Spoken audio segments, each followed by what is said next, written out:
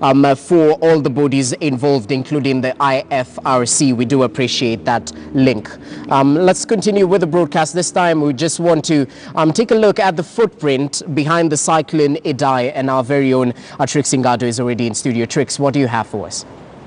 Very much, Jesse. And so let's take a look at that cyclone. And if you're asking yourself what in the world is a cyclone, I'm going to try and make you understand what a cyclone is. Basically, it's a weather phenomenon that has a rotating system of clouds and thunderstorms that originated from tropical or subtropical areas. And you know, Southern Africa is part of that description of a tropical area. And typically you'd find a cyclone being characterized by heavy rains and violent winds. And as you have seen, it is evident from those pictures, there was a lot of rains that caused flooding, and that Cyclone Idai actually made landfall in the Beria port city and then made its way out to many other Southern African. And this is not something that is not typical to Southern Africa, but it has been mentioned as one of the worst occurrences since the year 2000, where another cyclone hit that area. So as you can see from this map, this was where it made landfall, and of course it resonates. It can be felt in Malawi, in Mozambique,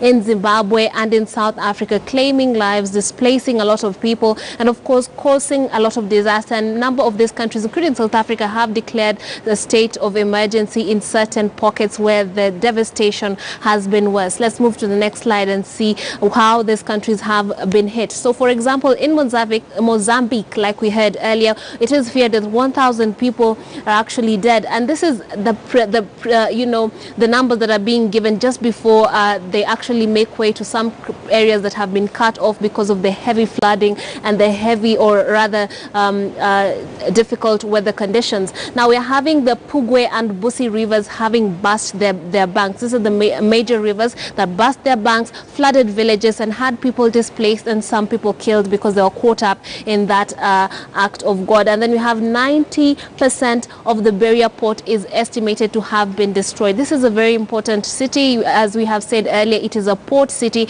and therefore having 90% of it destroyed is quite extraordinary. And 500,000 people are also said to be at risk, because we have, aside from the weather problem, we also have the fallout from such incidences, because you can't expect they're going to be having to deal with diseases that come, like for example cholera, and of course we're going to have to deal with malnutrition for kids under the age of 5, because they cannot access clean water, like we said earlier, and of course food. Then we have the Red Cross has released 340,000 Swiss francs from its disaster relief emergency fund to just help with of course getting food to them and other basic needs that the people that have been displaced are going to need in this devastating times. And in Malawi, we're having 83,000 people displaced.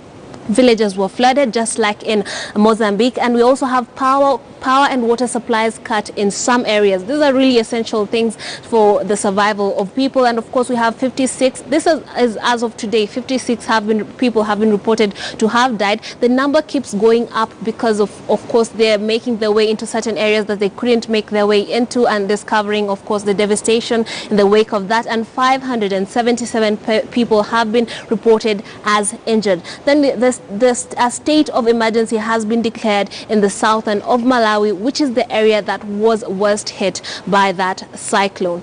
Now, moving on to South Africa, it is said that 100 people have died as a result of that cyclone. At least 8,400 displaced, a large number. And of course the government, like I said earlier, has declared a has declared 33 areas disaster areas. So it means this is the worst hit areas, and of course they need the most of attention from efforts from the organization that come into gear when these things happen. So South Africa is also hit. So a major portion, except from Namibia and Botswana, have been affected by this cyclone. And of course, as the days go by, there's going to be more emerging news from these areas in terms of the fallout, in terms of the number of people affected, and of course the people who have lost their lives, unfortunately. In Zimbabwe, we have at least 98 people reporting to having been reported as dead. Eastern and southern parts were the hardest hit, and the river Nyahonde in the Lesotho area burst its banks and then, of course, flooded the area. And then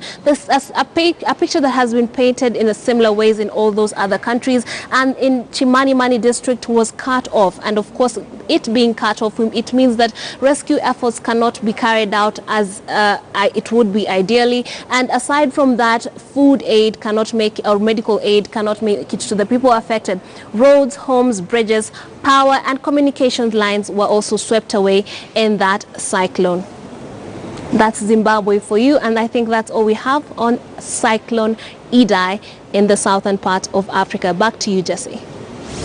All right, many thanks, Trix Ingado, right there, regional reporter, just painting a clear picture of the Cyclone Idai, the devastating effect. Obviously, we've highlighted, just as we had that conversation earlier on with a representative from the IFRC who are actively on